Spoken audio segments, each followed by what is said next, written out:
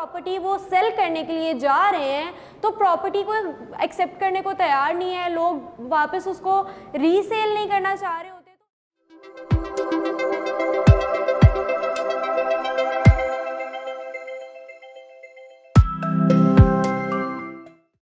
बहुत सारे इन्वेस्टर्स को और इसके साथ ही साथ हमारे बहुत सारे व्यूअर्स को एक मेजर प्रॉब्लम जो फेस करनी पड़ रही है वो ये है कि जब वो प्रॉपर्टी ख़रीदने जाते हैं तो हज़ारों की तादाद में डीलर बैठे होते हैं जो उनको कोई ना कोई ऑफ़र दे के कन्विंस कर लेते हैं और वो प्रॉपर्टी बाय कर कर ही वहाँ से उठते हैं। लेकिन ऑन दी अदर हैंड जब वही प्रॉपर्टी वो सेल करने के लिए जा रहे हैं तो प्रॉपर्टी को एक्सेप्ट करने को तैयार नहीं है, लोग वापस उसको रीसेल नहीं करना चाह रहे होते। तो इसका क्या रीज़न है, आज ये हम हाईलाइट करने जा रहे हैं।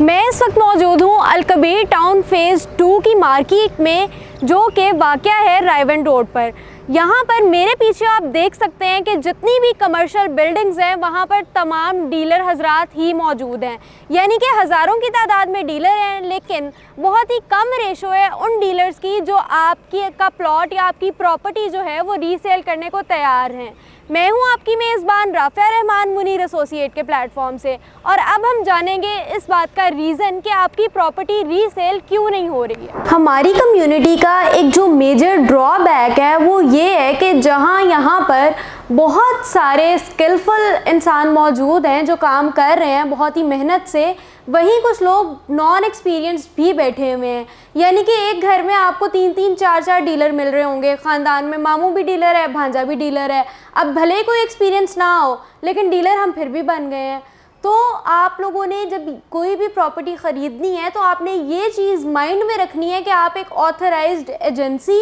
या एक ऑथराइज्ड कंपनी से ही बाइंग करें। मल्टीटास्किंग एक बहुत ही अच्छी चीज़ है और हर इंसान को मल्टीटास्कर होना चाहिए है, लेकिन अगर आप एक सक्सेसफुल बिजनेस या कंपनी रन करना चाहते हैं तो वहाँ पर आपको बहुत सारे लोगों की ज़रूरत पड़ती है। मैं अकेली अपना ऑफ़िस खोल के ये नहीं कह सकती कि इस ऑफ़िस की सीईओ भी मैं हूँ, यहाँ पर जो है वो आपको की कॉल्स भी मैं ही रिसीव करूँगी, आपको विज़िट भी मैं ही करवाने जा रही हूँ और जितने भी प्रोजेक्ट्स हैं पाकिस्तान में, बेशक वो कराची है, इस्लामाबाद है, तो हर प्रोजेक्ट मैं ही डील कर रही हूँ। ये बिल्कुल भी पॉसिबल नहीं है। तो जब भी आप कोई चीज़ किसी ऑथराइज्ड एजेंसी या कंपनी से लेते हैं तो वहाँ पर डिफरेंट डिपार्टमेंट सेट होते हैं, यानी कि अकाउंट्स का अलग डिपार्टमेंट है, सेल्स का अलग डिपार्टमेंट है, कॉल्स का जो है वो एक अलग डिपार्टमेंट सेट किया गया है। वहाँ पर आपको ये फ़ायदा हो जाता है कि हमारी अगर एक टीम लाहौर में बैठी है तो एक टीम हमारी कराची भी होगी, एक इस्लामाबाद भी होगी और एक पेशावर भी होगी,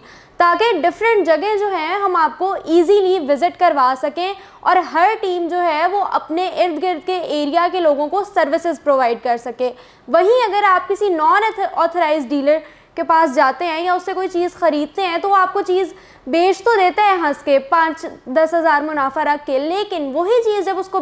रीसेल करनी पड़ती है या आप उसके पास जाते हैं कि ये चीज़ हमारी रीसेल कर दी जाए तो वहाँ पर उसको वो 5-10 हज़ार बहुत कम लग रहा होता है कि मैं इतनी ज़्यादा भाग दौड़ करूँ, मेहनत करूँ, तो मैं ये कैसे पॉसिबल कर सकता हूँ। जी, तो अगर आप कोई चीज़ किसी एजेंसी ऑथराइज्ड कंपनी से ख़रीद रहे हैं तो वहाँ पर आपको ये पर्क्स और बेनिफिट्स मिलते हैं कि हमारे पास दिन में 500 कॉल्स आती हैं हमारे इन्वेस्टर्स की या जिन लोगों ने चीज़ ख़रीदनी होती है या बेचनी होती है। तो जब आप हमसे चीज़ ख़रीदेंगे उसके बाद जब भी आपने रीसेल करनी होगी कोई ना कोई हमारा ऐसा इन्वेस्टर निकल आता है जिसने वो चीज़ बाय करनी होगी, तो वो बहुत ही इजी हो जाता है। इसलिए प्लीज़ जब भी आप कहीं पर भी कोई भी इन्वेस्टमेंट करें, कोई भी पीस ऑफ लैंड प्रॉपर्टी ख़रीदें, तो ये हमेशा देखें कि आप ऑथेंटिक या फिर ऑथराइज्ड लोगों से ही ख़रीद रहे हैं।